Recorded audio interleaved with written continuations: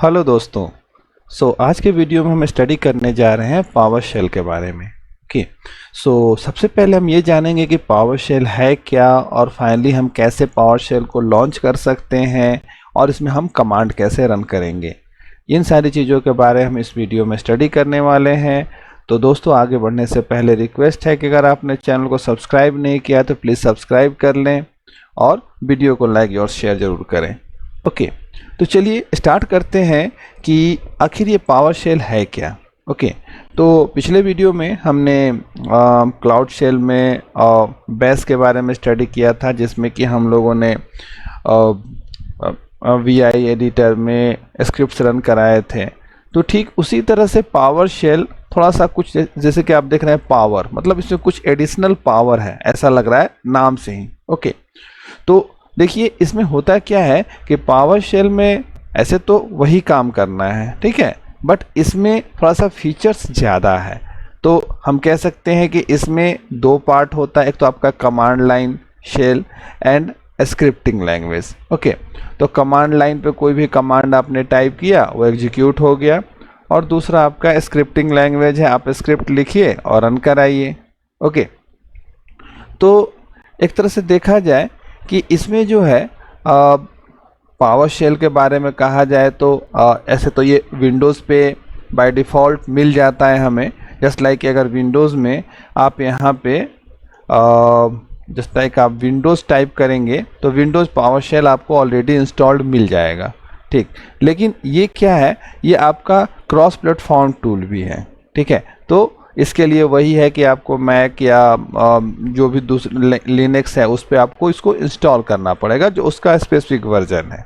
Okay, तो ये तो हो गई इंस्टॉलेशन की बात है कि हम लोग पावर शेल कैसे मिलेगा हमें अपने सिस्टम पे। और जो एज्योर पोर्टल पे हम लोग क्लाउड शेल में जाते हैं और क्लाउड शेल में भी हमें वहाँ पे बैश के अलावा पावर शेल का ऑप्शन भी मिलता है, जो कि पिछले वीडियो में आपको दिखा चुका हूँ। ओके, तो आइए अब इसके आगे देखते हैं। तो सबसे पहले एक चीज़ जैसे कि होता है कि आप आखिर कमांड लाइन आज भी यूज़ हो रहा है, और ये हमारा बहुत पहले से, मतलब शुरुआत से ही कमांड लाइन पे ही लोग काम करते थे जनरली, ठीक है। हमारे पास प्रॉम्प्ट्स होते थे, प्रॉम्प्ट्स पे टाइप करो और उसके बाद काम करो, ठीक। तो उसके बाद में GUI आ गया, तो GUI आज भी अवेलेबल है और उस पर भी हम काम कर सकते हैं। लेकिन एक चीज़ है कि जितना आपका कमांड लाइन एग्जीक्यूशन फास्ट होता है उतना GUI नहीं होता। ओके, तो यहाँ पे हमने ये देखा कि आखिर हमारे पास सबसे पहले कि कंसोल यूज़ करने का बेनिफिट क्या क्या है, इसको और थोड़ा सा डिटेल में हम देखते हैं। अब देखिए, सबसे पहला तो हो गया कि interacting with console is often faster than using A graphical interface. Okay, faster हो गया जो मैंने अभी आपको बताया। दूसरा है कि यहाँ पर क्या है कि आपको अगर मान लिया जाए कि बहुत सारे कमांड एक साथ रन करने हैं, तो आप क्या कर सकते हैं, टास्क ऑटोमेशन कर सकते हैं, कंटिन्यूअस इंटीग्रेशन पाइपलाइन, मतलब 1 बाय 1 आप चला सकते हैं कमांड को। ओके, तो ये थोड़ा सा इसमें इजी टास्क होता है।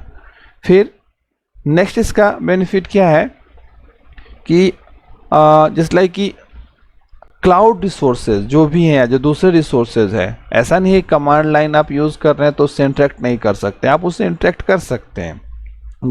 GUI में क्या होता है कि सीधे आप क्लाउड रिसोर्स पे क्लिक करते हैं और अपना जो प्रोसेस करना होता है करते हैं, ठीक है। यहाँ पे कि आपको कमांड लिखना पड़ेगा, कमांड लिखेंगे आपका काम होगा, ठीक है। अब देखिए इसके बाद नेक्स्ट हमारे पास क्या है कि नेक्स्ट है कि होता क्या है कि जस्ट लाइक कि आपने बहुत सारे कमांड रन कराए या कमांड बहुत सारे सिंपली आपने रन कराए, और क्या है कि उसको आप स्क्रिप्ट फाइल को सेव करके रखना चाहते हैं किसी सोर्स कंट्रोल सिस्टम में, तो आप इजी वे में उसको सेव करके रख सकते हैं ताकि फ्यूचर में अगर उसे रीरन करना हो तो आप उसे रीरन कर सकें। और सबसे बड़ी बात है कि जब ऑडिट पर्पस के लिए या ऑडिट पर्पस के लिए भी कह सकते हैं कि एवेलुएट करना है कि क्या क्या कमांड रन हुआ है, वो सब आप कर सकते हैं। ओके, तो इसमें आप पूरी की पूरी स्क्रिप्ट सेव करके रख सकते हैं, उसको दोबारा रन कर सकते हैं। तो ये सारी चीज़ें अवेलेबल हैं। तो इसीलिए ये सब पावर शेल का बेनिफिट है।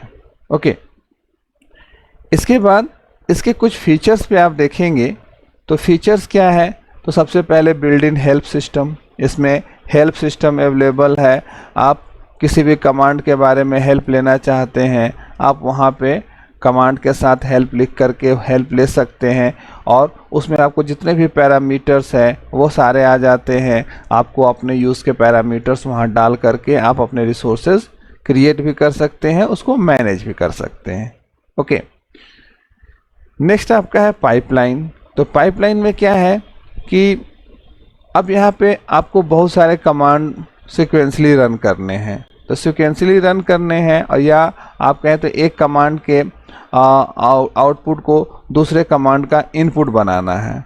तो उस सिचुएशन में क्या होता था कि कुछ कन्वर्जन करना पड़ता था, ठीक है। लेकिन यहाँ पर क्या है कि पावर शेल जो है ये ऑब्जेक्ट्स क्रिएट करता है, तो हमें ये बीच में कुछ नहीं करना पड़ता। ये सिंपली क्या करता है कि एक कमांड से जो आउटपुट आता है वो ऑब्जेक्ट के फॉर्म में आप दूसरे कमांड में पास कर सकते हैं।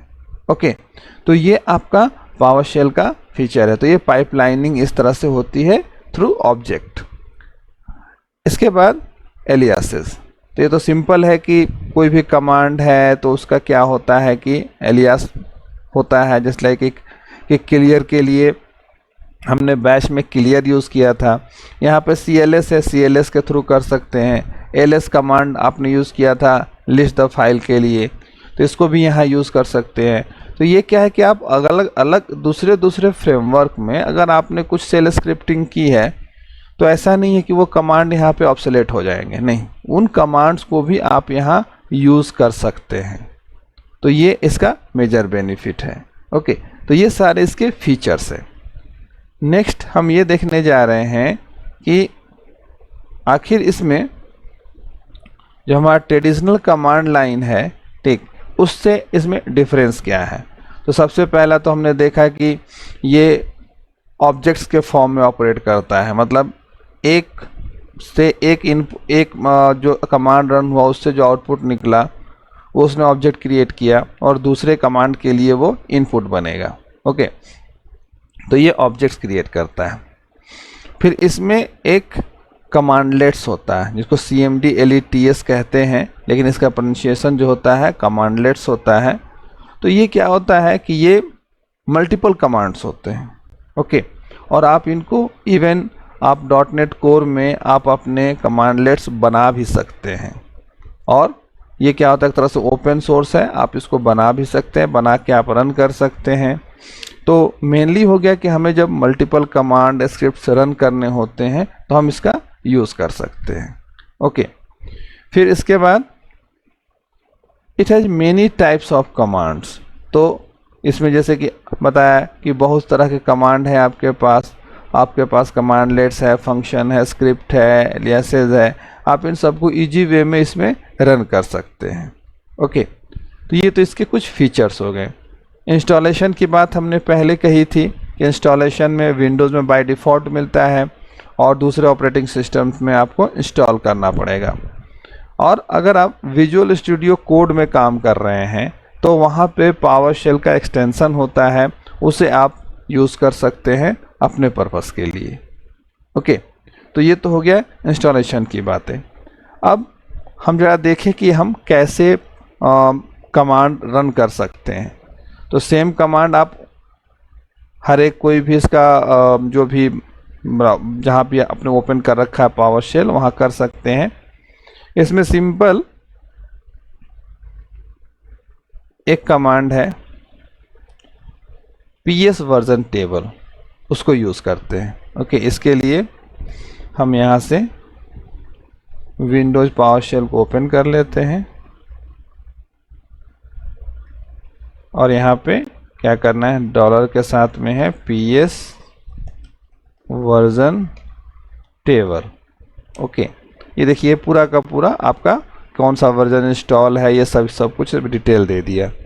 अगर इसी को हमें और ज़्यादा ऐसे रिफाइन करना है तो हम ऐसे रिफाइन कर सकते हैं, version table dot PS version.